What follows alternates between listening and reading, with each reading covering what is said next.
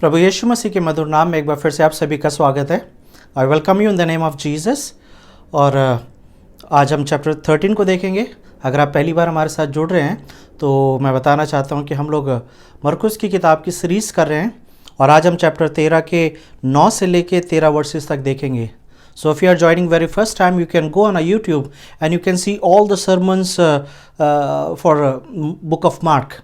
Chapter 1 से हमने शुरू करा था और हम यही देखते हुए आ रहे हैं कि यूहन्ना मरकुस जिसने ये पुस्तक लिखी है उसका उद्देश्य क्या है, क्योंकि हमारे पास मत्ती की सुसमाचार की किताब है, मरकुस की सुसमाचार की किताब है, लूका के सुसमाचार की किताब है और यूहन्ना के सुसमाचार की किताब है। So why we need 4 gospels? क्यों हमें 4 सुसमाचारों की ज़रूरत है? क्या एक काफ़ी नहीं है? क्या मत्ती ने जो लिखा है वो काफ़ी नहीं है? क्या लूका ने या यूहन्ना ने जो लिखा है वो काफ़ी नहीं है? Why we need every book? और उसका हमें इसका आंसर में तब पता चलता है जब हम हर एक बुक की स्टडी करते हैं। Then we understand that all 4 authors of the gospel, ये जो 4 लेखक है जिन्होंने सुसमाचार की किताब लिखी है, ये यीशु को एक अलग एंगल से दिखा रहे हैं। And they 4 are equally important, क्योंकि ये चारों लोग मिलके यीशु की आइडेंटिटी को, यीशु की डिएटी को, यीशु को ह्यूमैनिटी को, हर एक चीज़ को जिस तरीके से वो प्रकट कर रहे हैं वो अपने आप में बहुत इंपॉर्टेंट है। तो इसलिए हमें चारों सुसमाचार की ज़रूरत है। और पिछली बार हम देख रहे थे कि चैप्टर 13 जो है ये बहुत ही क्रूशियल चैप्टर है, because in chapter 13 Jesus is talking about the signs and wonders of the end times. Before end time will come, before the end will come, what all things will take place? क्या क्या चीज़ें होंगी जब अंत आएगा? अंत होने से पहले क्या क्या चीज़ें होंगी? कैसे जो लोग उस वक्त जीवित होंगे? अगर आपके और मेरे टाइम में ही वो समय आ गया है तो हम उस साइन को, उन चिन्हों को देख के हम पहचान सकें कि ये जो चिन्ह है ये इस बात का इशारा कर रहे हैं कि अंत नज़दीक है। और इसलिए जब हम इन अकाउंट्स को पढ़ते हैं, खासतौर से चैप्टर 13 को, यही सेम चीज़ें मत्ती में और लूका में भी है, तो हमें अंडरस्टैंड करने की ज़रूरत है कि why Jesus is giving these signs, because he has a greater purpose. Jesus is not only giving just informations, वो सिर्फ हमें इन्फॉर्मेशंस नहीं दे रहे हैं ताकि हमें ये पता चल जाए कि अंत नज़दीक है, but at the same time he is giving the vision, he is giving the purpose, he is giving these informations so that we may know that there is a hope in the end. अंत में एक आशा है और वो आशा जो है केवल और केवल प्रभु यीशु मसीह में मिल सकती है। तो जब हम आज मरकुस और उसके 13वें चैप्टर को देखेंगे तो प्रार्थना करें और प्रभु से बातचीत करें और यही प्रार्थना करेंगे प्रभु इस तरीके के कठिन चैप्टर्स को समझने में हमारी मदद करें और पवित्र आत्मा की अगुवाई में हमें सिखाएं कि ये जो चैप्टर्स हैं, खासतौर से चैप्टर 13 जैसे, जहाँ पे कि बहुत कुछ बताया जा रहा है जो होगा, ये ऐसे चैप्टर्स हैं जो बहुत कुछ कन्फ्यूजन्स भी लेकर आते हैं।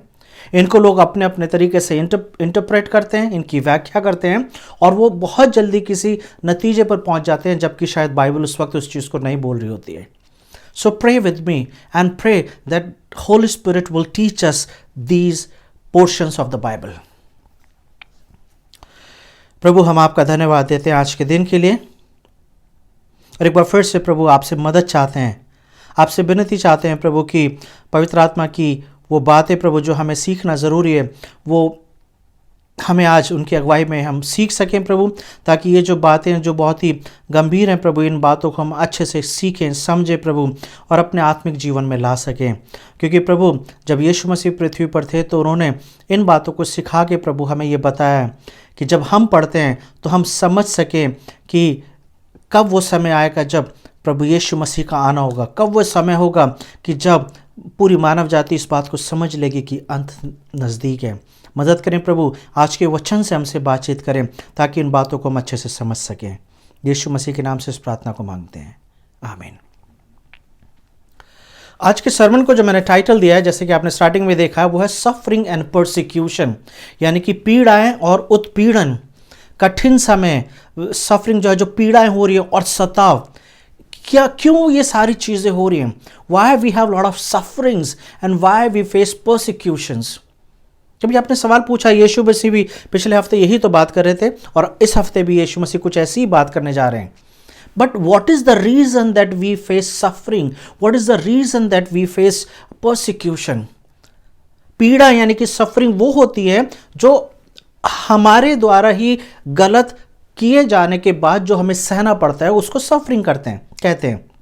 कई बार वो हमारे पाप हो सकते हैं, कई बार वो हमारी कमियां हो सकती हैं, कई बार हमारी वो बैड हैबिट्स हो सकती हैं, कई बार वो सारी चीज़ें होती हैं जिसकी वजह से हम चीज़ों को जब उसका नतीजे जो होते हैं वो गलत होते हैं, and then we face lot of suffering.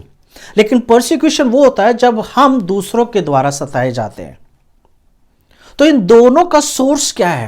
What is the source of suffering and what is the source of persecution? कहां से ये दोनों बातें निकल कर आ रही हैं? और मैं अगर आपको बताऊंगा, अगर आप बाइबल का बहुत अच्छे से अध्ययन करेंगे तो आप इस बात को जानेंगे, इन दोनों का सोर्स जो है वो है फ्री विल। यानी कि जब परमेश्वर ने आदम और हवा को बनाया, मानव जाति को बनाया, तो उन्हें डिसीजन लेने की क्षमता दी, उन्हें फ्री विल दी, यानी कि वो अपनी मर्जी से चुनाव कर सकते हैं, वो अपनी मर्जी से किसी चीज को रिजेक्ट कर सकते हैं और किसी चीज को एक्सेप्ट कर सकते हैं। Because this free will only has been given to us. ये सिर्फ मनुष्य को दी गई है, लेकिन शायद जानवरों के पास मुझे नहीं लगता ये फ्री विल है। We have free will that we can speak to God, we have free will that we can know God.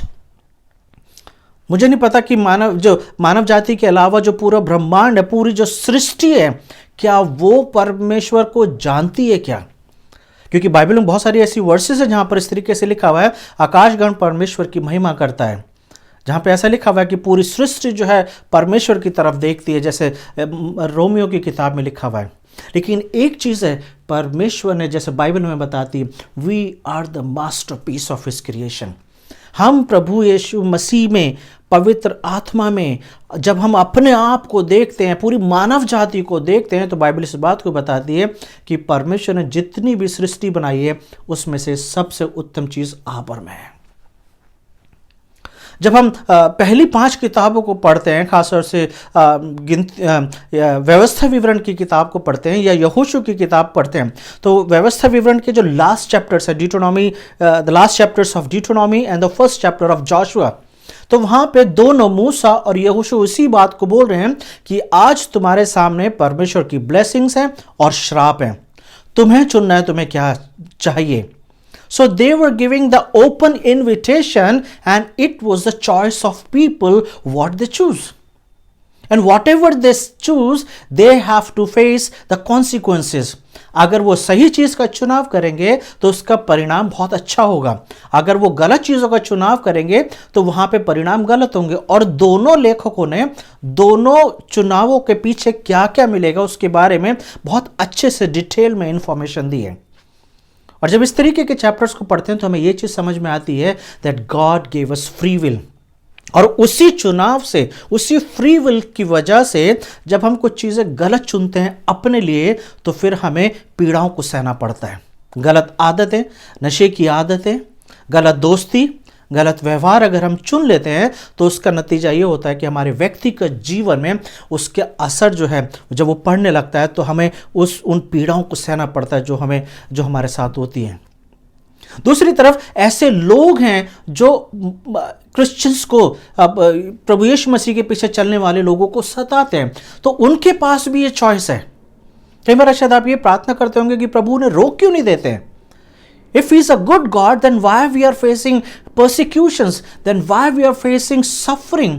क्यों एक अच्छा परमेश्वर होने के नाते हमें पीड़ाओं को सहना पड़ता है, उत्पीड़न को सहना पड़ता है, सताव को सहना पड़ता है? और उसके पीछे रीजन यही है कि जिस तरीके से वो फ्री विल, स्वयं की इच्छा वो हमें दी गई है, वो दूसरों को भी दी गई है, और दूसरे उसका गलत इस्तेमाल करते हैं। वो किसी जलन से, किसी ईर्ष्या से, किसी वजह से वो प्रभु के लोगों को सताते हैं, because they have free will, और वो उसका इस तरीके से इस्तेमाल करते हैं।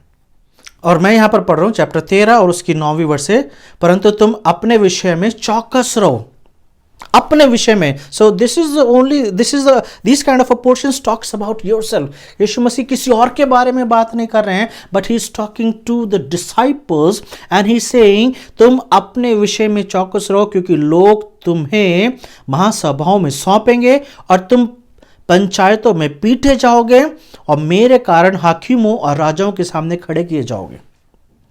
ये यीशु मसीह के शब्द हैं और यीशु मसीह बोल रहे हैं कि ऐसा समय आने वाला है कि जब ये चीजें होंगी।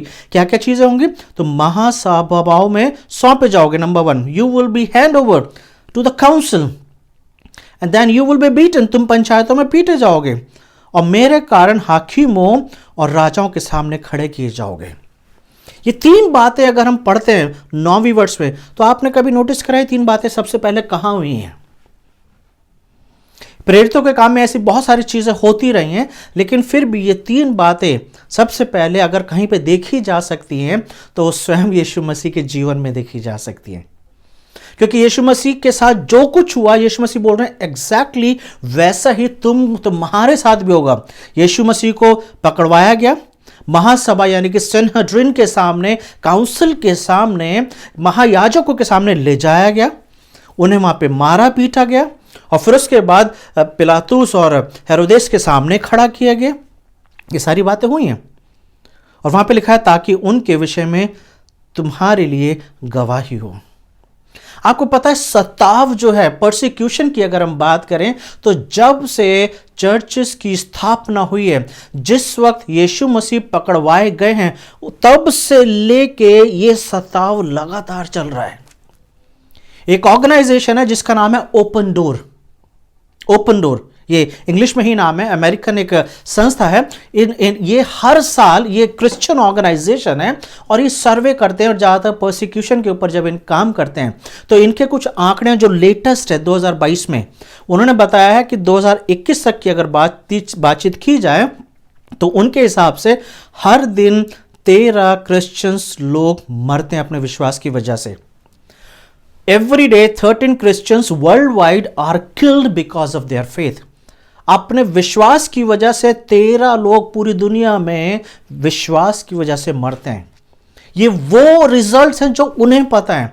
हो सकता है बहुत सारे ऐसे रिजल्ट्स होंगे जो उनके पास नहीं पहुंच रहे होंगे, लेकिन उनके हिसाब से 13 लोग पूरी दुनिया में रोज मरते हैं। उसके बाद लिखा है एवरी डे 12 चर्चेस और क्रिश्चियन बिल्डिंग्स आर अटैक। पूरी दुनिया में हर दिन 12 चर्चेस या क्रिश्चियन बिल्डिंग्स जो हैं उनके ऊपर अटैक किया जाता है। अब पता नहीं ये वो रिजल्ट हैं जो सिर्फ उनके पास पहुंच रहे हैं, हो सकता है ये नंबर इससे ज्यादा हो। आगे लिखा हुआ है every day 12 Christians are unjustly arrested और इन प्रिजन। 12 लोग पूरी दुनिया में हर दिन ऐसे होते हैं जिन्हें बिना किसी कारण के अरेस्ट किया जाता है और जेल में डाल दिया जाता है। ये सारे आंकड़े सताव को दर्शा रहे हैं। क्यों सताए जा रहे हैं? Because of the faith. Why the world hate Christians? Why the world hate Jesus? एक तरफ ऐसा लगता है कि क्रिश्चियंस को एक्सेप्ट किया जाता है, लेकिन दूसरी तरफ इस बात को देखा जाता है कि क्रिश्चियंस को सबसे ज्यादा नफरत की आंखों से देखा जाता है। क्यों? क्योंकि यीशु मसीह ने यहां पर पहले ही बता दिया ऐसा हो गया। So don't be surprise if you are facing challenges. Don't be surprise if you are facing persecution.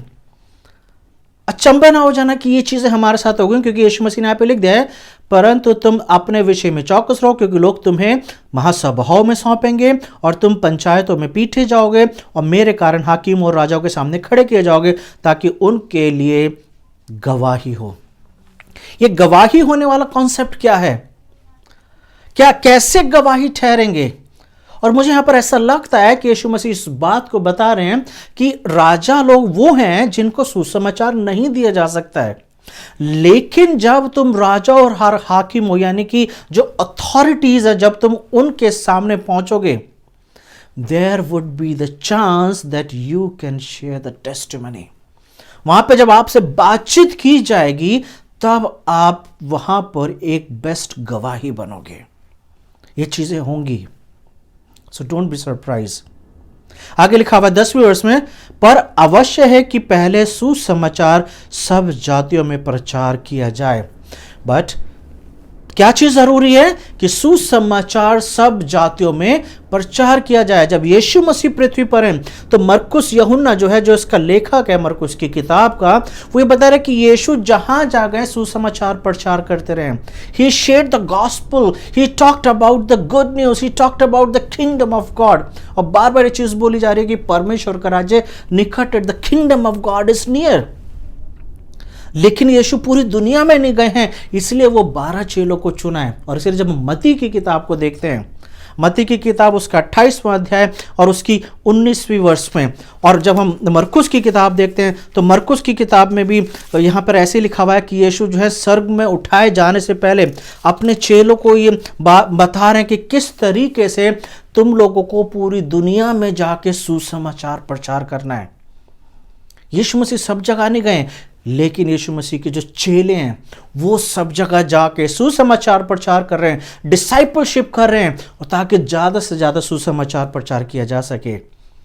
और उन्हीं की वजह से, उन्हीं के कामों की वजह से आपके और मेरे पास सुसमाचार पहुंचा है, because they faithfully serve the Lord. और अब बॉल जो है हमारे कोर्ट में। Now it is our responsibility to go out and share the gospel, क्योंकि यहां पे क्या लिखा हुआ है? सुसमाचार सब जातियों में पहुंचाया जाए। क्या आप ऐसा प्रयास कर रहे हैं कि सुसमाचार सब जातियों में प्रचार किया जाए? क्यों हम सताव की बात कर रहे थे कि हर दिन 13 क्रिश्चियंस मरते हैं, हर दिन 12 चर्चेज या चर्च क्रिश्चियन बिल्डिंग्स के ऊपर अटैक होते हैं, हर दिन 12 लोग जो हैं बेवजह जेल में डाले जाते हैं? क्यों ये सारी हम बातें कर रहे हैं? क्योंकि ये वो लोग हैं जो निडर, without hesitation they are sharing the gospel. They don't care what is happening. उन्हें इस बात से परवाह नहीं कि उनके साथ क्या होगा, लेकिन वो सुसमाचार जो है वो सब जगह पहुंचा रहे हैं। But there is a price that they are paying. जब आप सुसमाचार प्रचार करेंगे तो ये बातें आपके साथ हो सकती हैं।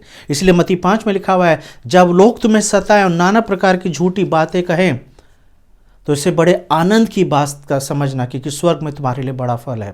क्यों? क्योंकि ये चीज़ें होनी ज़रूरी हैं। और किसके साथ हो रही हैं ये चीज़ें? ज़्यादातर ये चीज़ें उनके साथ हो रही हैं जो सुसमाचार के काम को कर रहे हैं। आगे 11वीं वर्ष में लिखा हुआ है, जब वे तुम्हें ले जाकर सौंपेंगे तो पहले से चिंता ना करना कि तुम क्या कहोगे। You can't do any homework, you can't do any preparation in advance। ये एक ऐसा काम है जहां पे एडवांस में आप कोई तैयारी नहीं कर सकते हो कि जब मैं पकड़वाया जाऊंगा, जब मैं खड़ा किया जाऊंगा हाकिमों के सामने, राजा के सामने, अधिकारियों के सामने, पुलिस स्टेशन के अंदर, तो मुझे बोलना कैसे? You can't prepare anything। वहां पे क्या लिखा हुआ है कि उसी वक्त पर जो कुछ तुम्हें उसी घड़ी बताया जाए वही कहना, क्योंकि बोलने वाला तुम नहीं हो परंतु पवित्र आत्मा है। So if you are a believer, if you are a Christ follower, then don't worry. When you will stand in front of you the authorities, जब आप पुलिस स्टेशन में खड़े हुए होगे, राजाओं के सामने खड़े हुए होगे, तब पवित्र आत्मा तुम्हें वो शब्द देगा जो तुम्हें वहां पे बोलने की जरूरत है। तो इसका क्या मतलब है? इसका मतलब यह है कि एडवांस में कोई प्रिपरेशन नहीं की जा सकती है। अगर करना है तो सिर्फ ये कि हमें पूरी तरीके से पवित्र आत्मा के ऊपर डिपेंड होने की जरूरत है। हमें पूरी तरीके से प्रभु यीशु मसीह पर डिपेंड होने की जरूरत है, और यही प्रार्थना करने की जरूरत है कि प्रभु जब ऐसा दिन आए, then help me to hear the Holy Spirit. मेरी मदद करें कि मैं पवित्र आत्मा को सुन सकूं, मेरी मदद करें ताकि मैं वो बोलूं जो पवित्र आत्मा चाहता है बोलने के लिए, वो नहीं जो मैं बोलना चाहता हूं। इस वर्ष को लेके बहुत सारे लोग प्रीचिंग के कॉन्टेक्स्ट में बात करते हैं। कुछ लोग बोलते हैं प्रीचिंग की तैयारी नहीं करनी चाहिए, यू जस्ट रिलैक्स, 6 दिन 7 दिन आप एंजॉय कीजिए, जब आप पुलपिट पे पहुंचेंगे तो उस वक्त पवित्र आत्मा आपको बताएगा कि आपको क्या प्रीच करना है। बट आई एम सॉरी, ये एक गलत इंटरप्रिटेशन है। यहाँ पे सताव के समय में पवित्र आत्मा हमें ये बताता है, पवित्र आत्मा लोगों को बताता है कि उन्हें क्या बोलना है। ऐसे एग्जाम्पल्स हम देख सकते हैं बाइबल में। आप देख सकते हैं जब स्टीफन पकड़वाया गया, स्तेफनुस पकड़वाया गया, तो पवित्र आत्मा में भर के वो पूरा ओल्ड टेस्टामेंट का जो यीशु मसीह से रिलेटेड जो बातें, उन सारी बातों को कह के सुना रहा है। कहां से उसे पता चल रहा है? पवित्र आत्मा उसको वो मैसेज दे रहा है। हम देख रहे हैं पतरस है, यूहन्ना है, जब ये लोग याजकों के सामने हैं, महायाजकों के सामने, तो वहां पे पवित्र आत्मा की अगुवाई में उन बातों को बोल रहे हैं जो उन्होंने तैयार नहीं करी हैं। तो ऐसा नहीं है कि ये सिर्फ history, this is just a theory. We can see the practical, we can see the how people were so dependent upon the Holy Spirit, and the Holy Spirit wonderfully giving the message of God. 22वें वर्ष में लिखा हुआ है, भाई को भाई और पिता को पुत्र घात के लिए सौंपेंगे। भाई को भाई और पिता को पुत्र घात के लिए, यानी कि एक ऐसा समय आएगा जहां पे नफरत जो है बढ़ती चली जाएगी। यीशु मसीह ने भी बोला है, मैं इसलिए नहीं आया कि मैं शांति लेकर आऊं, लेकिन मैं इसलिए आया हूं कि तलवार चले। इस तरीके की वर्सेस जो हैं ये इंडिकेशन देती हैं कि यीशु मसीह क्या कहना चाह रहे हैं। क्योंकि जब किसी फैमिली में कोई एक जना प्रभु यीशु मसीह को ग्रहण करता है, तो कई बार वो पूरा फैमिली जो होता है, पूरा परिवार जो होता है, उस एक व्यक्ति को दुश्मन की नज़र से देखने लगता है। और हमारे समाज में तो इसे हम बहुत अच्छे से अंडरस्टैंड कर सकते हैं। कितने मेरे ऐसे स्टूडेंट्स हैं जिन्हें मैं पढ़ाता रहा हूँ ग्लोमोस में, उनकी ये टेस्टिमनी रही है कि जब वो प्रभु यीशु मसीह में आए, जब उन्होंने यीशु मसीह को उद्धारकर्ता ग्रहण कर लिया, उस वक्त सबसे बड़ा सताव, सबसे बड़ा चैलेंजेस जो थे वो उनको उनकी फैमिली से आना शुरू हुआ। उन्हें कमरे में बंद कर दिया जाता था, उनको खाना पीना नहीं दिया जाता था, उनको मारा पीटा जाता था, उनको बाहर जाने की आज़ादी नहीं होती थी, और बहुत कुछ किया जाता था। अगर वो लड़कियां हैं तो ज़बरदस्ती उनकी शादी अपने ही मज़हब में की जाती थी, और अगर लड़का है तो किसी न किसी तरीके से उसे कंट्रोल किया जाता था।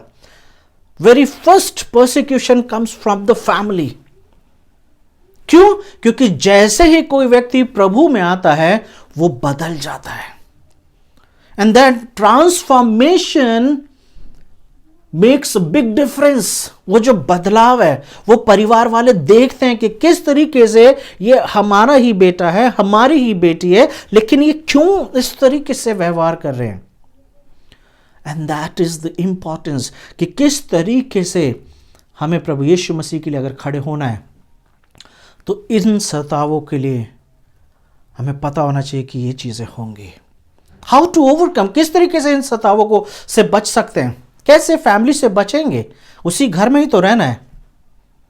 It's a big challenge, it's a debatable question, it's a question that we can talk a lot. किस तरीके से क्या क्या चीज़ें करें, कैसे करें और क्या ना करें ताकि सताव ना हो। May be you can do so many things. हो सकता है आप ऐसे व्यक्ति हैं जो इस वक्त इस तरीके के चैलेंजेस को फेस कर रहे हैं जहां पर आप अकेले विश्वासी हैं अपनी फैमिली में, और आपका सताव आपको अपने पेरेंट्स की तरफ से आ रहा है, आपका सताव आपके भाई बहनों की तरफ से आ रहा है। कुछ नई चीज नहीं हो रही है। प्रभु यीशु मसीह ने बोला ये चीजें होंगी, लेकिन इसका मतलब ये नहीं कि यीशु मसीह ने सिर्फ इंफॉर्मेशन दी, जैसे मैंने स्टार्टिंग में बताया कि ये चीजें होंगी तो ठीक है हमें फेस करना है। No, there is something more that we need to do. यहां पे क्या लिखा हुआ है? और बच्चे माता पिता के विरोध में उठकर उनको मरवा डालेंगे। इतनी ज्यादा नफरत कि बच्चे माता पिता को मरवाने के लिए तैयार है। क्यों? This is called the honour killing. क्यों? क्योंकि उनको ऐसा लगता है कि समाज में उनकी इंसल्ट हो रही है, समाज में लोग उनके बारे में क्या कहेंगे, उनके पड़ोसी, उनके बिरादरी के लोग, उनके समाज के लोग क्या कहेंगे कि इन्होंने धर्म बदल लिया है। लेकिन कौन उन्हें बताएगा कि जिस किसी को प्रभु यीशु मसीह मिल गया, तो जैसे यीशु मसीह ने वो दृष्टांत सुनाया कि जब किसी को वो मोती मिला तो उसने सारा खेत सब कुछ बेच दिया और उस मोती को ले लिया। And that is the kingdom of God. धन्य वो व्यक्ति जिसने प्रभु यीशु मसीह को उद्धारकर्ता ग्रहण कर लिया है, और जब उसे प्रभु यीशु मसीह मिल जाते हैं तो फिर वो किसी चीज की परवाह नहीं करता। सताव आएगा, यस सताव आएगा। और ये वो टाइम होता है, अगर आप फैमिली में हैं तो ये वो टाइम होता है जहां पर आप अपने व्यवहार से प्रभु यीशु मसीह का प्रेम दिखाना शुरू करें, और प्रभु यीशु मसीह की वो टीचिंग जो है उनको ध्यान में रखते हुए अगर आप उनको प्रभु यीशु मसीह का प्रेम दिखाएंगे तो हो सकता है आपका परिवार जो है वो प्रभु में आ जाए।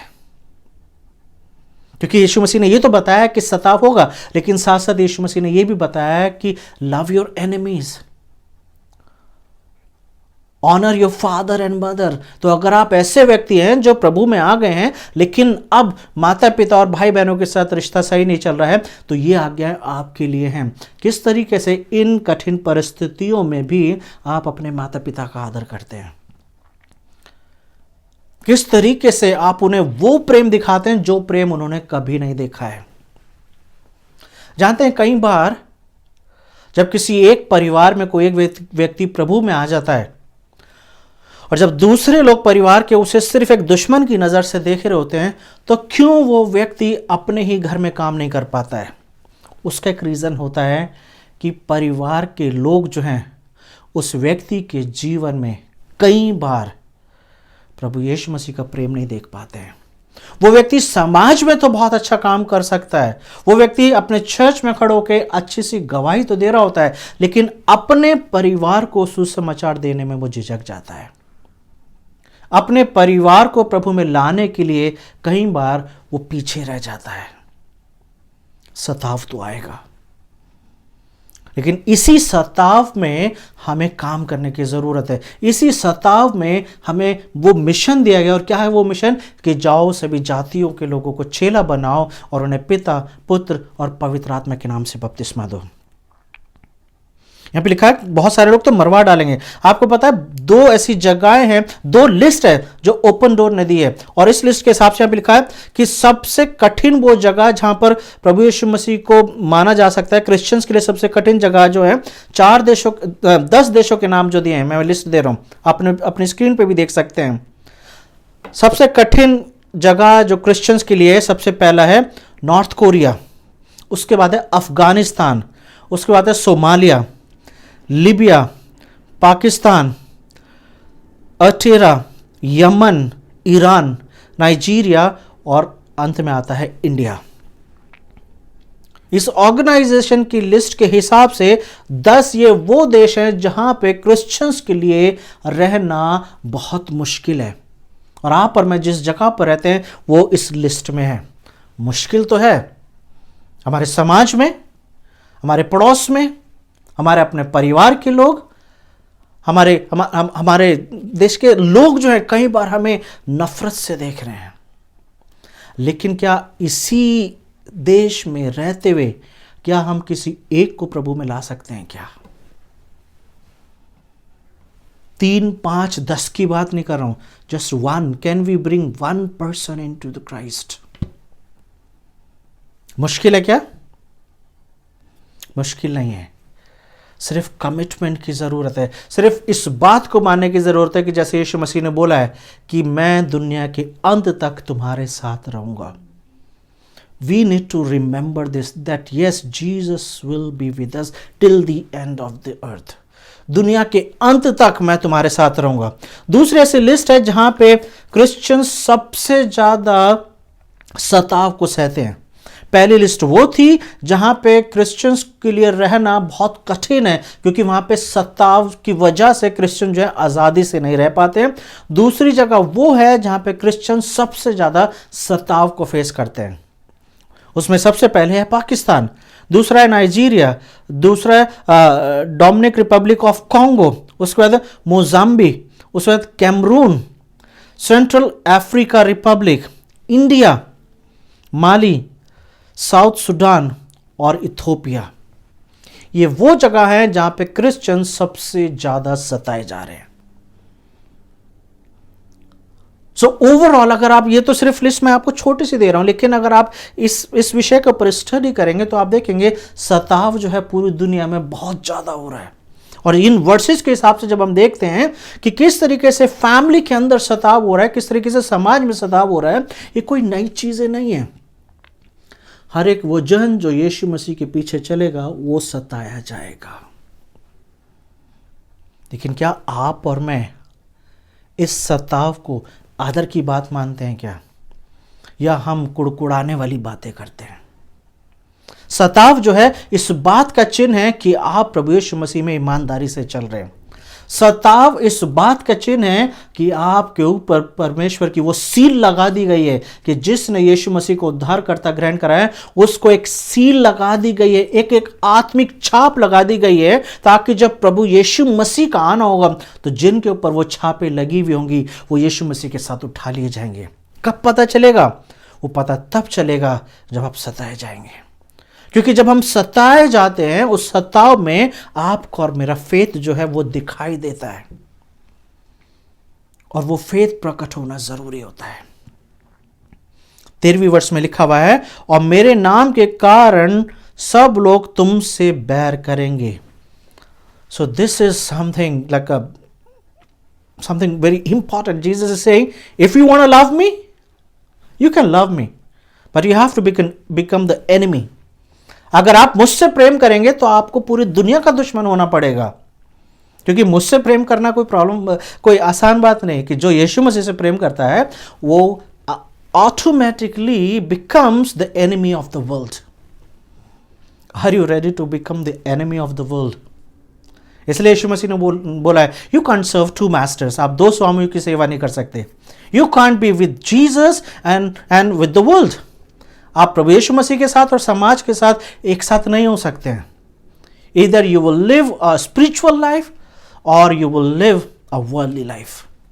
इसलिए बाइबल बोलती है जो आत्मिक लोग हैं वो आत्मिक बातों की लालसा करते हैं, और जो संसारिक लोग हैं वो संसार की बातों की लालसा करते हैं। What kind of a person are you? क्या आप आत्मिक बातों की लालसा करते हैं?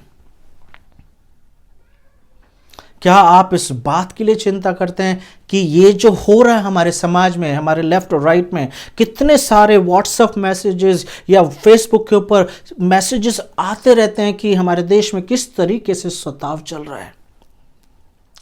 What do you do?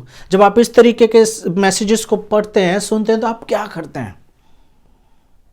मुझे लगता है आपको और मुझे एक चीज़ करने की ज़रूरत है, और वो ये है कि जिन लोगों के बारे में हम पता लगाते हैं कि जो सताव को फेस कर रहे हैं, उनके लिए प्रेयर करने की ज़रूरत है।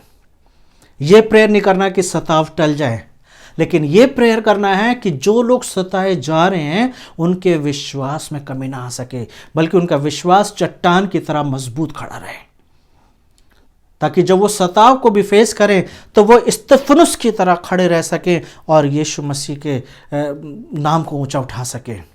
क्योंकि यहाँ पे क्या लिखा हुआ है कि जब तुम हाकिमों और राजाओं के सामने खड़े किए जाओगे ताकि तुम उनके लिए गवाही ठहरो। So my persecution, my suffering should become the honor and glory to Jesus. When I stand faithfully, जब मैं ईमानदारी के साथ अपने विश्वास में मजबूती के साथ खड़ा हुआ हूं तो वो परमेश्वर को महिमा देता है। क्या आप ऐसे व्यक्ति हैं जो इस सरमन को सुन रहे हैं?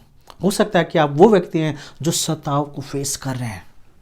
अगर आप ऐसे व्यक्ति हैं जो सताव को फेस कर रहे हैं तो मैं आपको बताना चाहता हूं कि पवित्र आत्मा के ऊपर पूरी तरीके से डिपेंड हो जाइए, और याद रखिए अगर आप सताए जा रहे हैं तो यहाँ पे लिखा हुआ है कि धीरज धरे रहे और उसी का उद्धार होगा। जो अंत तक धीरज धरा रहेगा, हैव पेशेंस।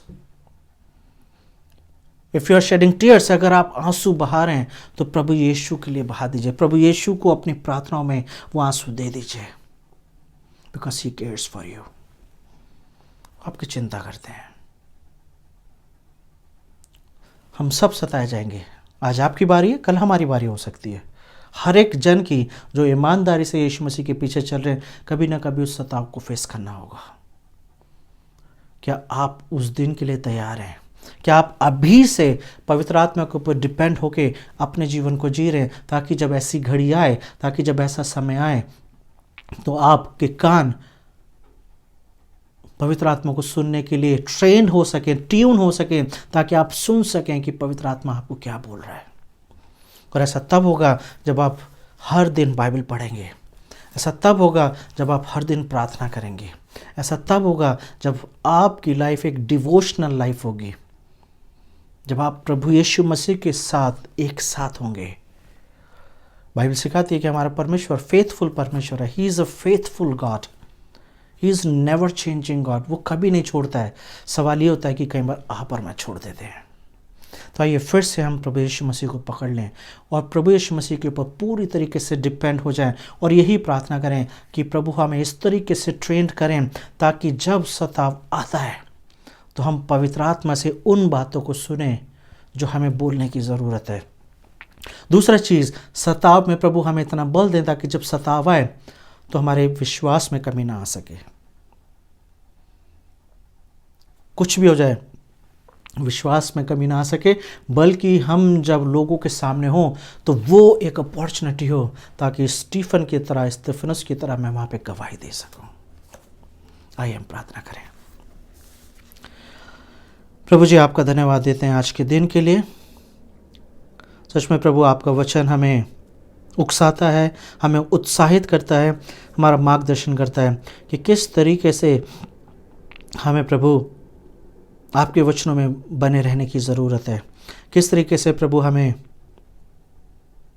ये सीखने की ज़रूरत है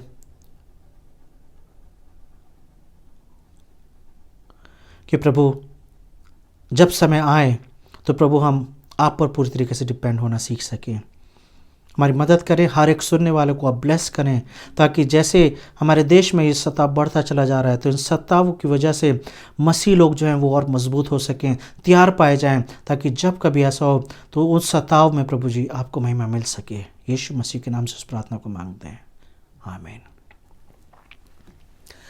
जब आप चर्च हिस्ट्री की स्टडी करते हैं तो वहाँ पर भी आप देखेंगे लोग शुरू से सताए चले आ रहे हैं, उनको मारा पीटा जाता था, लेकिन किसी ने भी अपने विश्वास को नहीं छोड़ा।